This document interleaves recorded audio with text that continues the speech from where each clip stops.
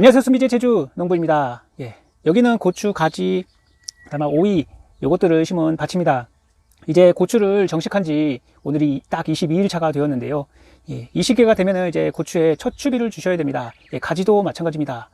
고추는 한 번 수확하고 끝나는 작물이 아니기 때문에 최소한 한 5개월 이상은 계속해서 꽃을 피우고 열매를 맺히는 작물입니다.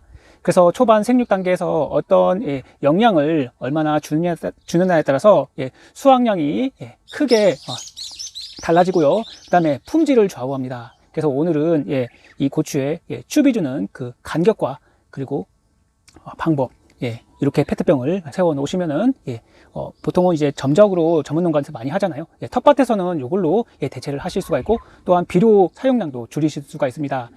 그리고 첫 추비는 어디다 줘야 되는지 그것도 이야기 드려보도록 하고요. 그리고 어떤 비료를 쓰셔야지 작물이 잘 자라고 수확량이 많은지 그것도 한번 이야기 드려보도록 하겠습니다. 그러면은 한번 고추를 보면서 페트병도 묻어보고 비료도 한번 줘보도록 하겠습니다. 얼마만큼 줘야 될까요? 한번 그것도 알려드릴게요. 한번 보실까요? 고추들이 작았는데 이제 겨순도 나와주고 있고요. 뿌리를 잘 뻗는 것 같습니다. 그리고 가지도 마찬가지입니다. 그리고 조만간 뭐 겨순 제거 시기도 알려드려야 될 것 같고요. 그 다음에 지주대도 세우고 줄도 쳐야 될 것 같습니다. 자, 이제 첫 추비를 주기 전에 첫 추비는 이렇게 해주시는 게 좋습니다. 뭐 요 사이사이에 주실 수도 있고, 그 다음에 이렇게 페트병을 묻어서 해주실 수가 있습니다. 페트병은 2리터짜리를 이용하시는 게 좋고, 그리고 구멍은 이렇게 뚫어주시는 게 좋습니다. 바로 밑에 부분에 흙이 묻히는 부분에 구멍을 여러 개를 뚫어주시는 게 좋아요. 아니면 물이 천천히 들어가게 하실 분들은 구멍을 몇 개만 뚫어주셔도 되고요. 그러면은 관주를 하실 때도 아주 효과적이고, 그 다음에 요 안에다가 비료를 넣고 물을 주셔도 그것도 이제 영양제를 주는 효과도 보실 수가 있고, 추비도 아주 쉽게 주실 수가 있습니다. 첫 추비는 이 작물과 작물 사이에 주시는데요.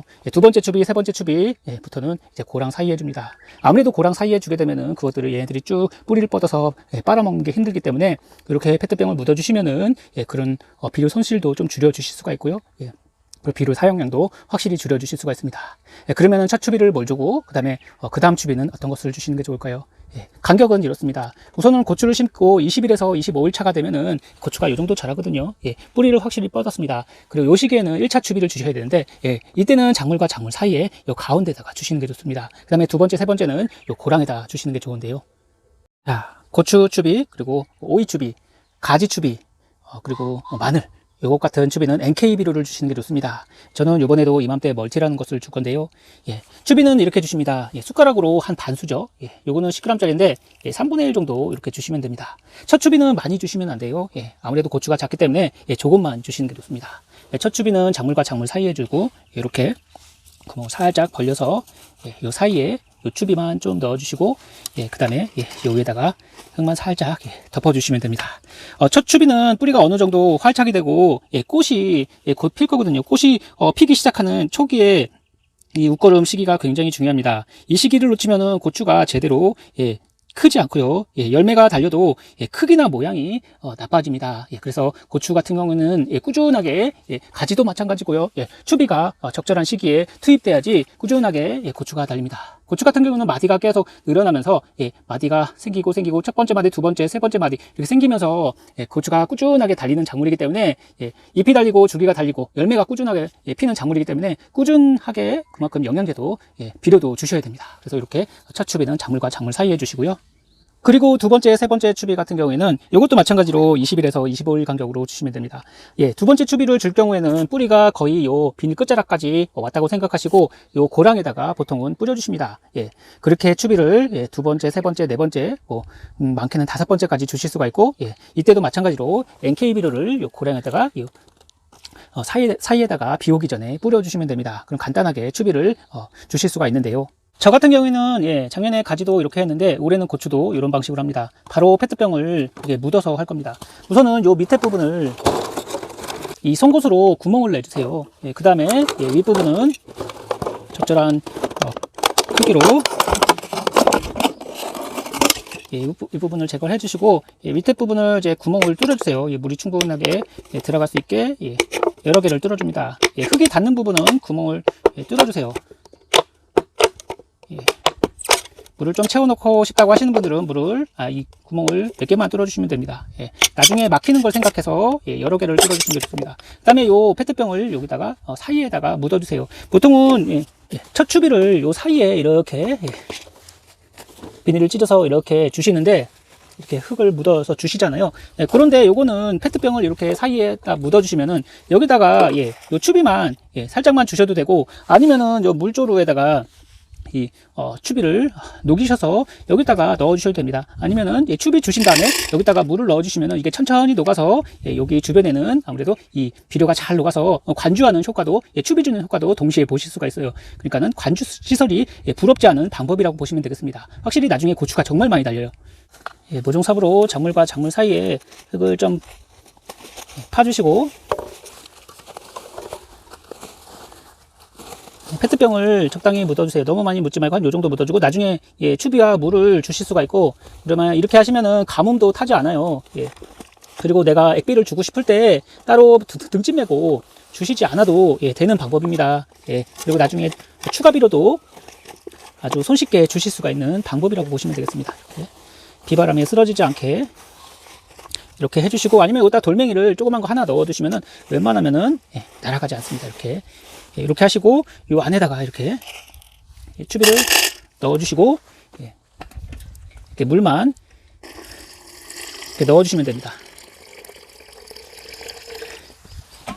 이러면은 비료가 잘 녹아서 요게 천천히 흡수돼서 추비 주는 효과도 보실 수가 있고, 나중에 비가 오면은 요게 또 추비를 넣어주면은 천천히 녹아서 요 주변에 이 고추들이 이걸 빨아먹고 아주 왕성하게 자라거든요. 그래서 요 페트병만 잘 이용하시면은 액비도 주실 수가 있고, 추비도 주실 수가 있고, 그다음에 고랑에 뿌리게 되면 아무래도 조금은 이제 유실이 되잖아요.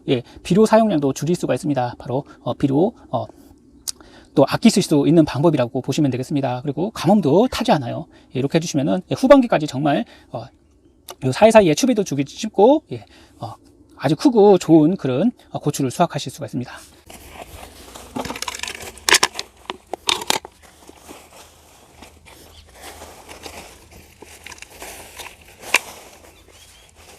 자, 페트병을 묻어주었고요. 그리고 간단하게 추비 주는 방법까지 이야기 드렸습니다. 이렇게 페트병이나 아니면은 이렇게 커피 드시고 나서 요 길다란 요 플라스틱 컵을 이용하셔도 됩니다. 그럼 재활용을 하실 수가 있고, 자, NK비료를 주셔야 된다고 말씀을 드렸는데, 고추는 영양이 부족하면은 이런 문제가 생깁니다. 질소 부족, 가리 부족, 마그네슘, 칼슘, 그리고 미량요소 부족이 나타납니다. 자, 고추에는 질소 부족, 줄기가 성장이 느려지고 꽃이 덜 피고 수확량이 감소합니다. 그리고 가리, 칼륨인데요. 열매가 나중에 맺히고 하면은 단단하지 않고 저장성이 떨어지고 끝썩은병이 발생합니다. 그리고 마그네슘입니다. 마그네슘이 부족하게 되면은 잎이 누렇게 되고 광합성 효율이 떨어집니다. 그래서 나중에 고추도 크지 않아요. 그리고 칼슘 부족입니다. 칼슘은 여러 가지 칼슘이 있겠지만 수용성 칼슘을 주시는 게 좋아요. 칼슘이 부족하게 되면은 고추 끝이 썩는 끝썩은병이 발생합니다. 칼슘과 칼륨도 마찬가지예요. 그리고 물이 부족해도 발생하고요. 그리고 붕소 부족입니다. 이렇게 입상봉사를 이렇게 추비 주실 때 함께 이렇게 뿌려주시는 게 좋아요. 붕소가 부족하게 되면은 기형과 및 낙과 꽃이 떨어지는 현상이 발생합니다. 그렇기 때문에 꼭 붕사는 중간중간에 옆면십이나 아니면 추비로 이렇게 함께 붕사비료도 함께 이렇게 넣어주시는 게 좋아요. 그리고 미량요소가 부족하게 되면 생리장애, 잎고임, 열매 비대가 저하가 되기 때문에 미량요소도 잘 챙겨주셔야 됩니다. 자, 이 고추에 영양이 부족하게 되면은 한 번 떨어진 그 생육을 회복하기는 정말 어렵습니다. 그래서 초기에 추비도 잘 주시고 부족한 양분을 잘 맞춰서 균형이 잡힌 우거름을 꼭 주셔야 되는데요. 그게 바로 이맘때 멀티입니다. 굉장히 물에 잘 녹고요. 이것을 녹여서 또 물에 이렇게 물과 함께 녹여서 주셔도 되고, 추비를 여기다 넣어 주셔서 물을 주셔도 됩니다. 여기는 질소, 가리가 들어가 있고, 미량요소, 그다음에 유황, 유기물, 아미노산까지 다 들어가 있습니다. 그리고 여기는 입상 붕사를 주시면 좋은데요. 붕사를 함께 줍니다. 붕사와 칼슘이 들어간 요것을 주시게 되면은 칼슘과 붕사는 아무래도 작물에게, 이 고추에게 가장 많이 필요한 그런 영양소이고, 그 다음에 칼슘입니다. 칼슘 또한 중간중간에 꼭 추비 주고 한 간격을 한 열흘에서 보름 간격으로 칼슘제도 함께 우거름으로 주시는 게 좋은데요. 우거름 주는 방법은 칼슘도 마찬가지로 작물과 작물 사이에 첫 추비를 주시고, 그다음부터는 고랑에다가 뿌려주시면 될 것 같습니다.